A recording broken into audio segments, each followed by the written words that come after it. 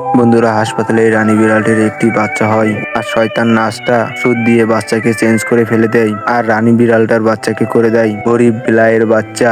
গরিব বিলাইয়ের বাচ্চাকে করে দেয় রানীর বাচ্চা। গরিব বিলাইটার ঘরে কেমন ছিল না, এই জন্য তাকে দুধ খাওয়ায়। রানী বিলাই যখন রান্না করতেছিল তখন এই গরিব বিলাইয়ের বাচ্চাটা সবকিছু ঢেলে ফেলে দেয় আর ঘরের অনেক কিছু নষ্ট করে ফেলে। আর রানী বিলাই যখন ঘুমাইছিল তখন তার মাথার সব চুল কেটে ফেলে দেয় দুষ্টু বিড়ালটা। তারপর কি হয় সেটা দেখার আগে আপনি যদি এই দুজনকে চিনে থাকেন তাহলে ভিডিওতে একটা লাইক আর চ্যানেলটা সাবস্ক্রাইব করে দিন। আর যদি না চিনে থাকেন তাহলে কমেন্টে এক লিখুন।